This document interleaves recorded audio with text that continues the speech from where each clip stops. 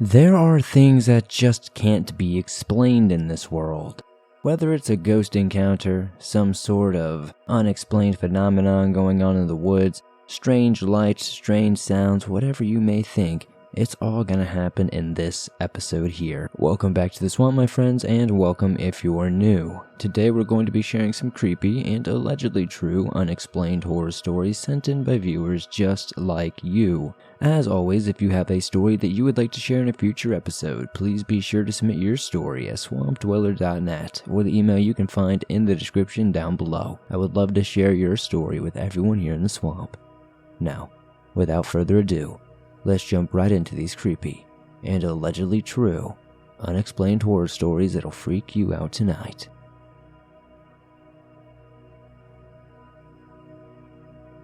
My Grandparents' New Home by Scottie. When I was around 4 or 5, my grandparents bought an empty lot beside my home and built a house. They picked that lot so they could live next to us. But later I discovered my grandmother had chosen it for, different reasons. A thick mass of trees was behind my house, and the lot my grandmother had bought, there was a well in those woods. Children had slipped, fallen into that well long ago and died. I'm not sure how many. There used to be a cabin on that land at some point. There was minimal trace of it still, only an outline of stone out in the trees. Why did they insist on it being the exact location? There was plenty of space everywhere else. She never really explained why the history of the place caused her to build there. She just felt that it called to her.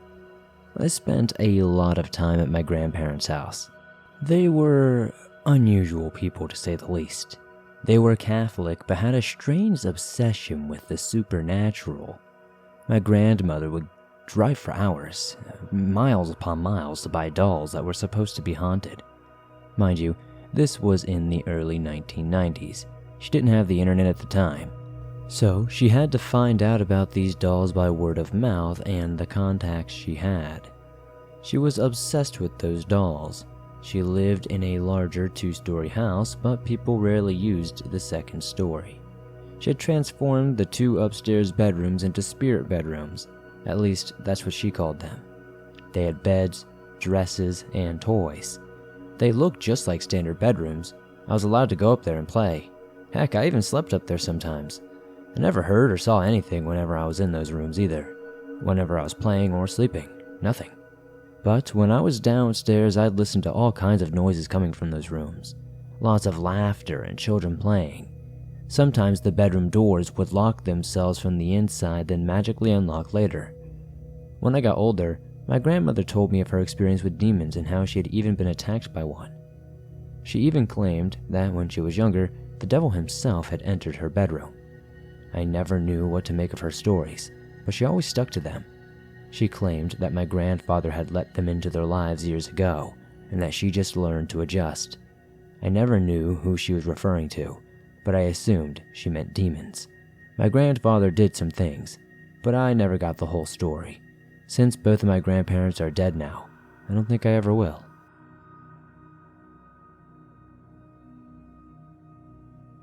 My Haunted House Stories by BlueEyedDevil.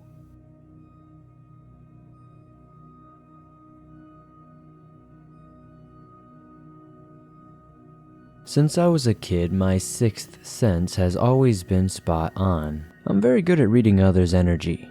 I have guts and feelings that are hardly ever wrong, and I have dreams about things that have yet to happen. So when weird, unexplainable things happen, I usually shrug it off and do my business. So about 12 years ago, my spouse, oldest daughter, and I moved into a 2-story condo.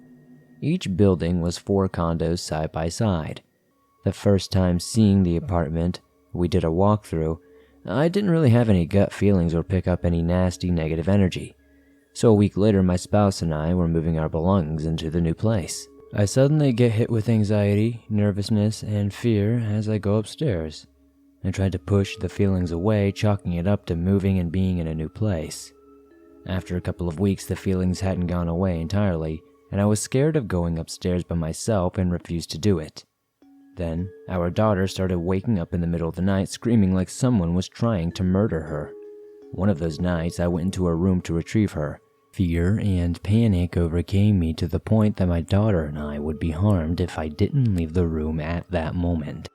From that night on, anytime I went to lie my daughter down after putting her to sleep, she would instantly wake up and cry for me to pick her up. Then my spouse and I would hear loud footsteps going up or down the stairs, all hours of the night, only to get up and, you guessed it, no one was there.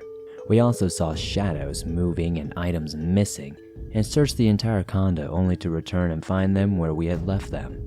After 8 months of living there, my spouse got a new job, and we did eventually move to a new city. After moving into our new place, another 2-story condo, not long after we settled in, weird and unexplainable things started happening. My daughter at the time was only 3, and I would wake up at all hours of the night to find her having full-blown conversations with no one. Our sliding closet doors would open by themselves after I knew they were closed. One morning, I was getting ready for work. I was the only one there when 4 different toys in my daughter's room started going off. The cycle went on 3 or 4 times before I got so scared and ran out of the condo and finished getting ready at work. Not long after this happened, we had to move to another place because the neighbor's water heater flooded the bottom part of the condo. When packing up my daughter's room, I couldn't find any of the toys making the sounds from that day. In our new place, after getting settled, I started getting the feeling of being watched and someone standing behind me all the time. On several occasions, I had a bedroom and laundry door slam in my face right as I was ready to walk into them. Of course, there wasn't anyone around that could have done it. The most terrifying thing that happened to me there, my daughter and I were in my bed. She was in a profound sleep when all of a sudden, she sat up, looked me dead in the eyes, and proceeded to tell me about my deceased father, whom she had never met or knew anything about. When she was done, she lay back down and went back to sleep like nothing had ever happened. When I asked her about it the following day, she didn't even remember doing it. Later, that same night, I'm having a little intense nightmare that I somehow managed to wake myself up from, only to feel someone or something grab me around my ankle, almost jerking me off the bed. Whatever it was only had 3 fingers and sharp nails digging into my skin. Looking at my ankle, I could see the indentations from where the nails were digging. We have since moved again, and whatever was following or attached to me or us is still around. Blessed items are placed around our house to form a protective barrier. It seemed to be doing the trick for now, but things are starting up again, and honestly, I'm at my wit's end with all of it. I would appreciate anyone who could point me in the right direction or help me with this situation. I'm sorry if this story wasn't as scary as the rest of them, but this is my life currently.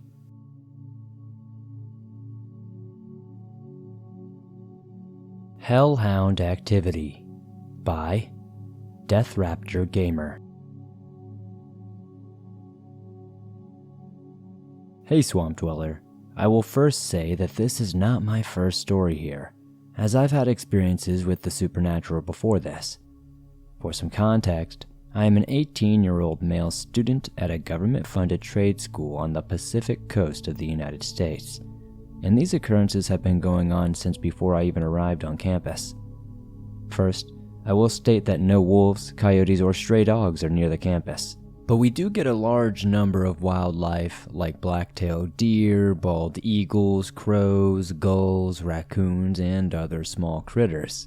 My first experience with this entity was around 2 months ago while living in my first dorm room, close to midnight. The room was the last in the hall, and the large window faced the thick forest surrounding the campus. One night, while I was lying in bed while my roommate was asleep next to me, I heard an odd sound coming from the hallway outside of our room. It sounded like claws clacking against the tile floor, which I was used to hearing as my parents had a dog back at home whose feet would clack on the hardwood floor. These sounded much heavier though, and put me on edge as we weren't allowed to have dogs on center, and that went for the staff as well. And like I said earlier, there are no wild canids here, so this was utterly bizarre to me. Where and why were these footfalls occurring? And in the building itself, how was it possible? I was deeply concerned, so I woke my roommate up and explained what I had heard. I thought he wouldn't believe me, but surprisingly, he did. "You heard it too?" he said, as I opened the door and looked into the hallway, only to find nothing there.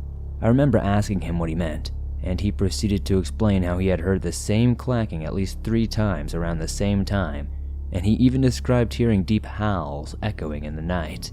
We began discussing and hypothesizing on what we were both experiencing and concluded that we were both somehow in some sort of circle of a Hellhound activity. After ruling out all plausible and natural possibilities, our campus has a rich history of tragedy and loss, from homicides to suicides all within the past 90 years of our campus, which we felt was attracting negative entities like our suspected Hellhound onto the center. I then began asking around after determining our culprit, trying to see if anyone else had encountered or had an experience with what we had dubbed the Hound. A surprising number of people had experienced the activity that we did, and even a guy who had seen it. By the time I finished asking around, I had at least 12 individuals from the dorms who had experiences with the Hound. I wrapped up our investigation, and things returned to normal for about a week until the weekend rolled around.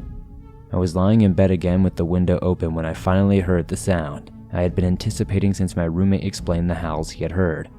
It was a howl, deep and guttural, just like the one he had described.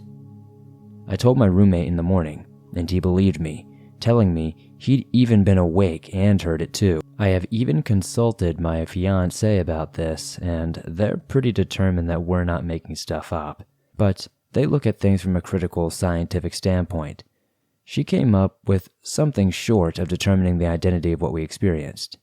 But I'm pretty sure this is still a Hellhound, or at least maybe some sort of ghost dog. But me and my roommate, we've moved out of that room. And now we don't experience these things anymore. University Ghost Experiences by Anonymous. This happened a while ago but still haunts me. I really don't know how to compartmentalize it. And if I hadn't had a friend with me who saw and experienced the exact same thing, I would chalk it up to something I imagined. I'll keep my name and my friend's name out of this story, as I don't want notoriety for it. But I would like to explain exactly where it happened, as I would love to hear if anyone else has experienced anything similar to what my friend and I experienced that night. This happened back on October 13th, 1988. It was cold, and it was a Thursday evening. My friend and I had been at the University of Northern Iowa in Cedar Falls, Iowa, since August, and it was our freshman year. We lived in some of the oldest dorms on campus. Her in Lother Hall, and me in Bartlett Hall. We were just out for a walk after finishing studying, and we both felt like wandering and exploring. My friend had heard that they were working on making a haunted house in Lother, and that some of her friends were working on it, so we decided to try and find where it was happening. Neither of us were awfully familiar with the full layout of the hall, so we were just kind of bumbling around, seeing what we could see. Apparently the haunted house was being made in the attic, so we made our way up the stairs to the highest level. However, the large doors at the very top of the center stairwell were locked and had dark fabric hanging from them on the other side. We could not hear anyone talking or moving on the other side, so we figured we would check out the floor below it. Down to the next floor, we found a very quiet floor with dorm rooms, and the width of the center stairwell was where a fire door was up to the right. And to the left, there was another fire door, but the door on the left looked older and was painted wood, not steel like the other. A quick look through the door to the right showed us a continuation of the hallway and more dorm rooms. Walking over to the door on the left, we noticed that there was a bathroom door to the left of the wooden door. This will be important later. I tried the handle on the door, and it would not turn. Believing it to be locked, I figured that was the end of exploring that floor. As I was turning away, I heard a metallic sound and my friend gasped in surprise. She said she grabbed the knob and then it turned in her hand the opposite direction she was going to turn it, and then she pulled away from it. I turned around quickly to see her now looking into a dark room with a now partially open door. My friend carefully pushed the door open wider and walked in looking around for a light switch. She had walked in far enough that I could no longer see her very well, and I looked along the left-hand side of the door frame for a light switch, finding nothing at what I felt would be the normal height for a switch. I arced my arm wider and found an antiqued style switch that was about head height. Just as I was about to flip the switch, the light came on, but instinctively, I still flipped the switch, shutting them back off again. Again, my friend gasped, and I flipped the switch back, turning the lights back on. She had found another switch on a large timber pillar farther into the room. Looking around, we saw a large room, easily 100 feet long and 40 to 50 feet wide. There were two large dark wood staircases that crisscrossed each other that led up to a loft area that lined the walls. Large windows lined the room, as well as old-style hospital beds from the early 1900s. There was also an old-style wheelchair that looked like it had old ECG machines or something on it. On the other far end of the room, there was another door like the one we had entered, and there was light coming from under the door. While we were both fascinated by the room, something just felt wrong, like we were not supposed to be there. We both just left without saying much and just assumed that might be part of the setup for the Halloween house. Much later, my friend was talking to another one of her friends about the haunted house and asked how the hospital set ties into the whole thing. She was met with a blank stare. Long story short, this leads her to ask me what I remember about the room. I mentioned the large windows. We looked off on the side of Lothar Hall and could find no such windows. I suggested to my friend that we look to possibly find some sort of blueprints, or maybe we can look for the door again, but we were never able to find it. We explored everywhere, but upon us finding this set of windows that kinda looked like it, we looked into it, and we could see that there was nowhere near enough room to have a second floor loft and large windows like we saw. We tried doing research to find out if Lothar Hall ever had a room like that, and maybe tore it down, but no luck. In 1991, we got the help of a couple of resident assistants to get us a key to check out what was on the other side of that door. Entering now, the low-pitched ceilings, tiny alcoves with small windows, and lots of junk and storage. Wandering farther into the back of the attic storage space, we found several of the hospital bed frame heads and footboards in a much greater state of decay. The wheelchair and the machine thing, all covered in thick dust and cobwebs. I don't know what was happening that day. I don't know if we stumbled upon some alternate dimension, maybe some portal slip in time. I have no idea.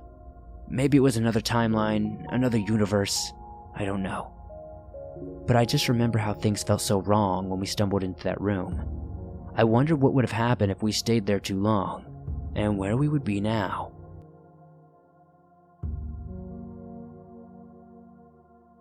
My Mother's Childhood Trauma by Anonymous. This story happened to my mom back when she was just 10 years old and forced to live with her grandparents as her mother couldn't afford to raise all 4 siblings. She moved to a small town in Guatemala, outside of the capital city. Every night, she was sent to collect buckets of water from the sink located in the back of the house, as it was the main source of water for them.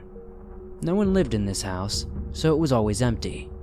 The walk from the main house was about a 5-minute walk, so that should have been an easy chore turned into a nightmare. This is when her encounters with La Shinhuanaba began. The first time she saw her, it was pitch dark, and at first everything seemed normal. At the time, they had no electricity, and so she carried an oil lamp with one hand to light the way. It was about 10 p.m., and as she approached the sink, she stopped dead in her tracks. Alone in the dark appeared a white glowing figure, standing a couple of feet away from her. The figure didn't move or say a word. It just stood there. Absolutely appalled, she stood frozen as shivers ran through her body. She couldn't move or scream. She wanted to run, but was filled with fear and became inanimate. The figure was a beautiful, tall, slender woman with shiny long hair who wore a white dress and had hooves as feet. Her face was hidden, but she knew it wasn't human. It was in that moment she realized it was real. It was not a myth. The tales described to her as a child of a supernatural creature that takes the form of a gorgeous woman who would lure men or a woman away before revealing her true face, a horse or human skull. Desperately, she closed her eyes as she knew she couldn't face her. Panicking, she grabbed her cross necklace and silently prayed for 5 minutes until the coldness left her body. Slowly, she opened her eyes again and nervously inspected her surroundings. The witch had vanished. She walked rapidly but cautiously towards the sink and collected what she needed. Then she ran back to the house and didn't tell a soul. For the next 5 years, she would relive this nightmare every single night. It was dreadful for her to walk outside as she knew what was waiting for her. She would always present herself with the long, beautiful white hair in the same spot and same time. All my mother could do was close her eyes and pray repeatedly until the figure was gone. She never told her grandparents or anyone what she was witnessing, though. It wasn't until she turned 15, when she moved back with her mother to Guatemala City, that everything stopped.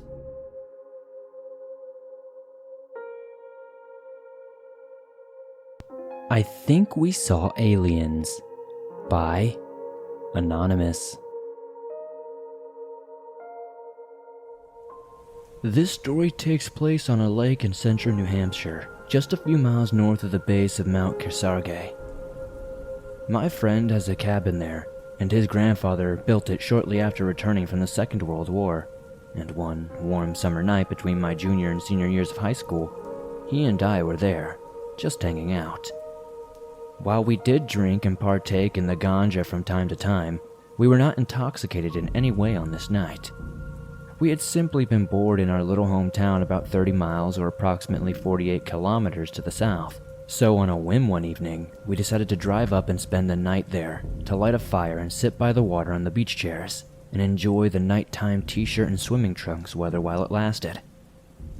I would say it was around 9 or 10 p.m., and we had gotten up to inspect his grandfather's old canoe that laid upside down atop the wooden dock because we wanted to use it the next day to head to the lone island to look for loon nests and try to catch some catfish. As we walked to the dock from where we had been sitting, I gazed across the lake at Mount Kearsarge. The mountain has a height of 2,937 feet, or 895 meters, and a prominence of 2,080 feet, or 630 meters.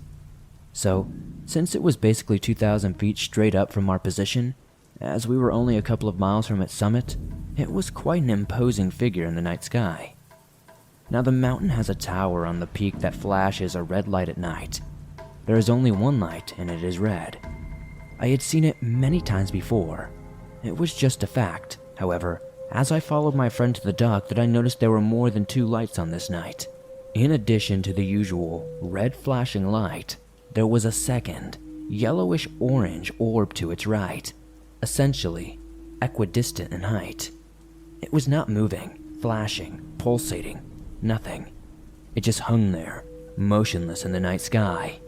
I told my friend, who was immediately interested, and so we were both just stood there, transfixed for a while before he asked me what the hell I thought it was. I would have immediately considered a helicopter, but it was just so still and silent. After just a few moments of silent staring, we both shrugged our shoulders and continued down to the canoe at the end of the dock. We inspected it for a while, placing it in the lake to check for leaks, and decided that it was good to go, which was exciting, as we were really looking forward to getting on the water. After lugging it back to the original resting position, I turned to my right and bent down to wash the cobwebs off my fingers in the lake. As I was doing this, I returned my gaze to the mountain, and to my amazement, there were now two identical orbs, one on either side of the red flashing light. I smacked my friend across the shoulder and told him to look up, and again, we just stared transfixed, albeit this time a little more anxiety-ridden. "What the hell?" my friend said, with a bit of fear creeping into his voice. Without averting our gaze, we backpedaled to our chairs and began discussing possibilities. It is important to note that both of us were science-believing realists, and still are to this day. We both accepted the distinct possibility that we, humanity, were most likely not alone in this never-ending galaxy, let alone the universe. Something, all the grains of sand on Earth. You know, the old Carl Sagan adage. So as we sat, discussing both the Fermi paradox and the likelihood that it was just some sort of temporary, human-made thing going on top of the mountain, something happened. Before our eyes, one of the orbs slowly descended below the backside of the mountain and out of sight. I'm sorry, I know I am no aeronautical engineer or anything, but I know what a helicopter looks like when it descends in elevation. This was not like that at all. It sunk down and out of sight in less than just a few seconds, very smoothly, all without making any lateral movement whatsoever. We were stunned, but before we had time to wallow in this feeling or think that we could have possibly seen something unnatural, the other orb took off from its position. It did not gain or lose any elevation.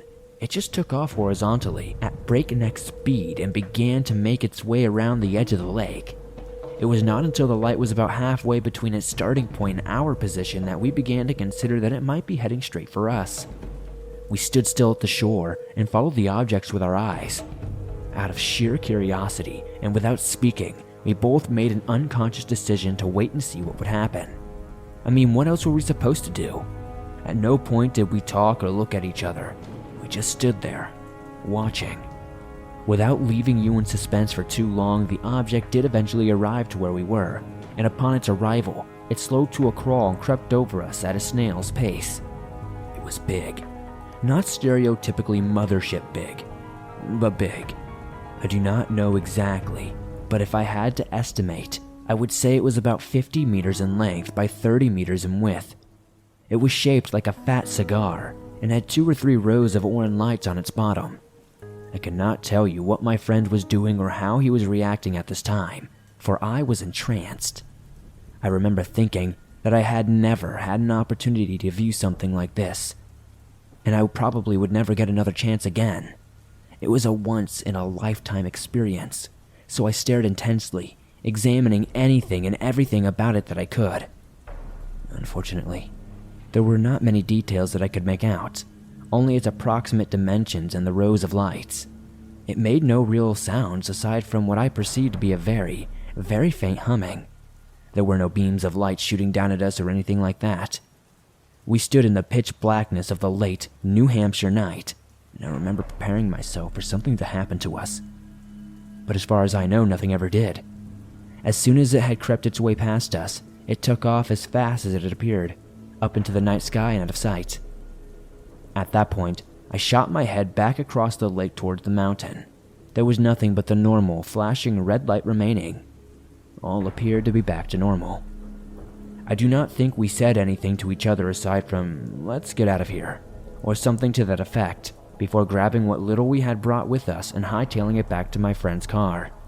We drove the 30 miles back to our hometown, purchased some snacks at the convenience store, and returned to his house where we proceeded to set up the same beach chairs that we had brought with us to the lake in his backyard, where we stayed up for most of the night, talking about what the hell we had just seen.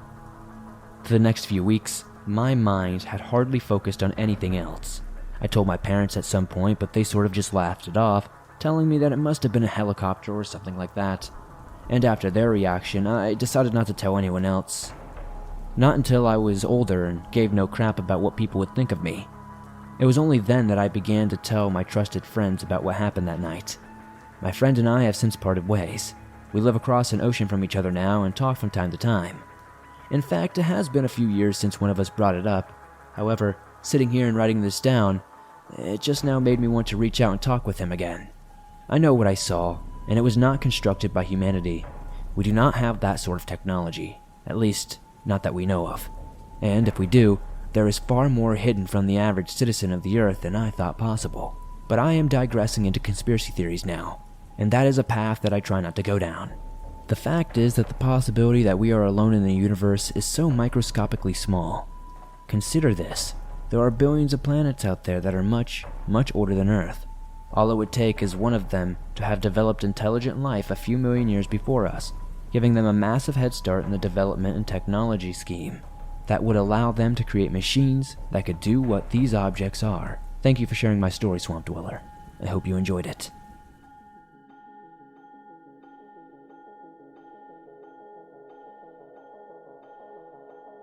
Thanks for listening to these creepy and allegedly true unexplained horror stories sent in by viewers just like you. If you enjoyed these stories, please be sure to slap up that like button and be sure to subscribe if you're new, as it helps us out a ton.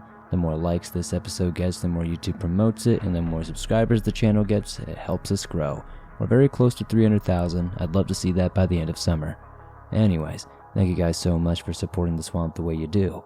If you're on the go but don't have YouTube Premium, you want to download and listen to your favorite Swamp Dweller scary stories no matter where you are, you can download them absolutely free from Spotify, Apple Podcast, Google Podcast, and pretty much everywhere else you find your favorite podcast online. If you made it all the way to the end, I really appreciate you. I'd love to know what story was your favorite tonight, as it helps me pick out better ones in the future for you guys.